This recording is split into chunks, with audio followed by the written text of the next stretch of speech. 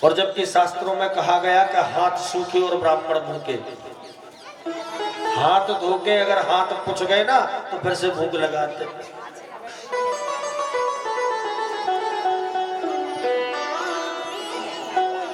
अगस्त मुनि को जब निमंत्रण दिया गया, अगस्त मुनि ने आके भोजन करना प्रारंभ किए। मैया ने बढ़िया बढ़िया कटोरियों में तरह तरह के व्यंजन लगाए और लगाकर परोस दिए। अगस्त मुनि कहते, क्यों मैया शर्मिंदा करती हो? अरे इस भोजन से तो हमारी दाढ़ भी गीली ना हो। कहती, महाराज चिंता मत करो, आप अयोध्या में आए हो, सीता के नगर में सीता की रसोई है, निश्चित मानो कि आप भरपेट भोजन करके जाओगे, बढ़िया प्रेम से करो। ठीक है माता। अगस्त मुनि ने भोजन करना प्रारंभ किया। एक एक करके खाते जाते हैं। सीता मैया बना भी रही है और परोस भी रही है। धीरे धीरे 2-4 दिन निकल गए खाते खाते। अगस्त मुनि का भोजन चल रहा है, सीता मैया परोस रही है, बना रही है। अब तो थक गई तो तुरंत ही गणेश जी महाराज रिद्धि सिद्धि का आवाहन किया। रिद्धि सिद्धि स्वयं आके बैठ गई।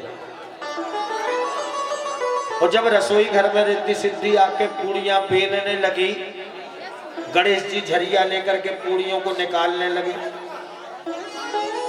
सीता मैया का काम केवल परोसने का, सामग्री इधर से ले जावे उधर देवे, और जब तक लौट के आवे पुनः सब साफ। एक एक करके 17 दिन व्यतीत हो गए। 17 दिनों तक अगस्त मुनि भोजन करते रहे। मैया थक हार गई। उनका घमंड जो अभिमान था वो चूर चूर हो गया। 18वें दिन में जाकर प्रभु के चरणों में दंडवत किया। महाराज जो अपने बामन को समान, अब बस की नहीं रही। कृपा करें प्रभु। जब ये बात भगवान से कही तो भगवान ने तुरंत ही एक तुलसी पत्र तोड़ा और लेकर के दे दिया, ये खिला दो। 18वें दिन में वो तुलसी पत्र एक पूड़ी पे रख के दे दिया, और जैसे ही पूड़ी पे रखा तो एक डकार आई। मैया थोड़ी सी प्रसन्न हुई। देखिए डकार कब आती है? वास्तव में जब फुल पेट भर जावे तब नहीं आती, जब आधा होता है तब डकार आती है। तो कम से कम आधो तो हो पाओ। अब अगस्त मुनि ने माता सीता से आग्रह किया, मैया अब थोड़ा सा जल और ला दे। मैया सीता चरणों में दंडवत हो गई। बोली, महाराज 18 दिन से लगातार भोजन पा रहे हो, पानी कितना पियोगे?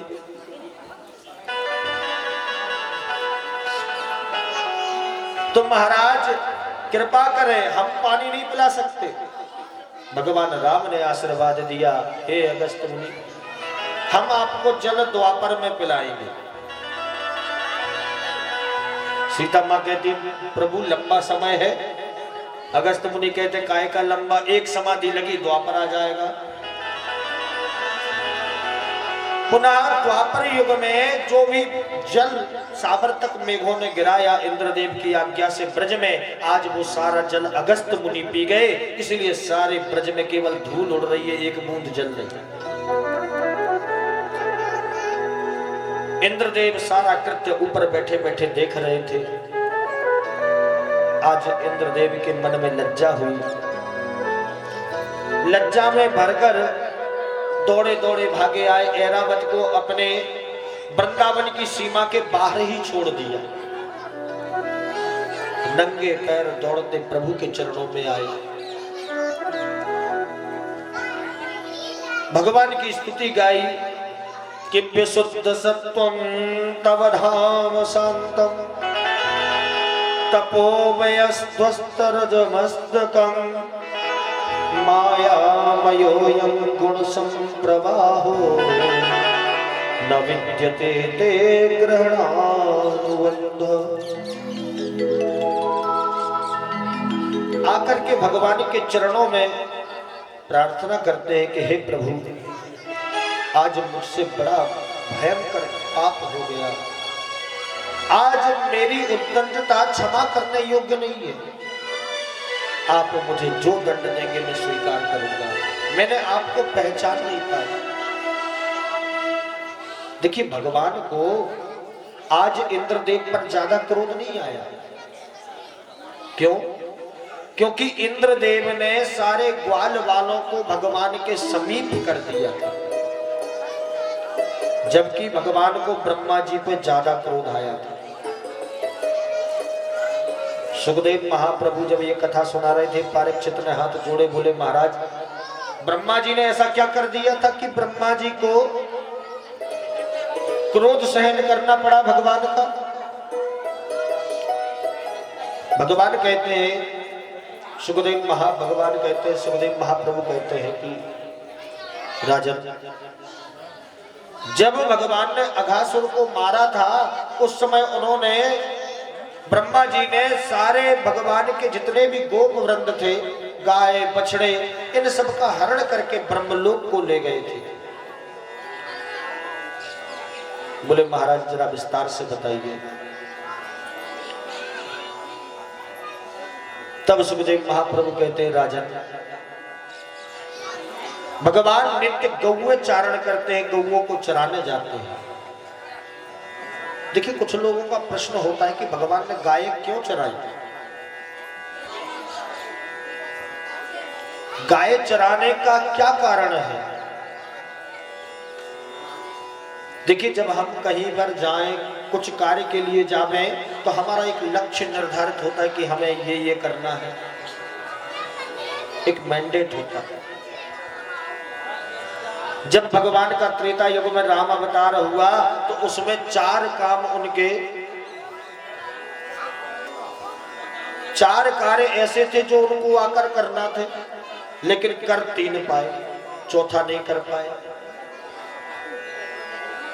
विप्रधेनु सुर संत हित लीन मनुज अवतार। ब्राह्मण की सेवा, गौ की सेवा, देवताओं के कार्य और संतों का हित, ये 4 काम करने के लिए भगवान राम का प्राकट्य हुआ। लेकिन उस समय में भगवान के इतने शिष्य आदि थे, इतने सेवक थे कि इन्होंने कभी गौ सेवा नहीं कर पाई। उसी कार्य को, अधूरा जो कार्य था उसको पूरा करने हेतु भगवान कृष्ण ने गौ सेवा करना उत्तम समझा। आज गोविंद गौए चराते हुए जंगल में पहुंचे, अपनी अपनी पोटली भोजन की एक वृक्ष पर टांग दी। पोटली को वृक्ष पर टांग करके संपूर्ण गोपवृंदों के साथ आज भगवान क्रीड़ाएं करते हैं, खेल खेलते हैं। मध्याह्न काल में भोजन का समय हुआ, सभी अपनी अपनी पोटलियां उठा के लाए। और देखिए जब उठा के लाए हैं उस समय सभी अपने अपनी पोटली खोलकर भगवान को कुछ ना कुछ खिला रहे हैं। कोई माखन खिलावे, कोई पूड़ी खिलावे, कोई पराठे खिलावे, सब अनेकानेक व्यंजन अपने अपने घर से लेके आए हैं। लेकिन भगवान का एक सखा है जो बिल्कुल गरीब है। और देखिए जिसने गरीबी झेली है वो समझ सकता है कि गरीबी की स्थिति क्या होती है। कहते हैं कि बन जाते हैं रिश्तेदार जब पैसा पास होता है, और छूट जाते हैं नातेदार जब गरीबी का साथ होता है। अरे मित्र यार आदि सब दूर हो जाते हैं। सच्चा मित्र कृष्ण की तरह बहुत कम मिल पाते हैं। मधुमंगल नाम का जो गोप है वह बड़ी ही गरीब अवस्था में है। कोई धन वैभव नहीं, पिताजी है नहीं, माताजी है केवल, तो वो झाड़ू पोछा बर्तन दूसरों के घर में कार्य करती हैं और उसी से अपना जीवन यापन करती है। गोविंद रोज नए नए शिष्यों के यहाँ से सब प्रकार की सामग्रियों को पाते हैं। कहते हैं कि मधुमंगल तूने आज तक मुझे कुछ नहीं खिलाया, मुझ पर कृपा कर, आज मुझे तेरे घर का भोजन करना है। जब मधुमंगल ने ये बात सुनी तो बात सुनते ही तुरंत गदगद हो गया और दौड़ा दौड़ा भागा भागा अपने घर आया। जब घर पहुंचा, घर पहुंचकर उसने अपनी माँ से हाथ जोड़कर कहा, माँ आज गोविंद मेरे घर का भोजन करना चाहते हैं। हे मैया जो कुछ घर में है मुझे दे दे। मैया रोने लगी, घर में आज एक दाना भी नहीं है, क्या बनाऊं क्या खिलाऊं।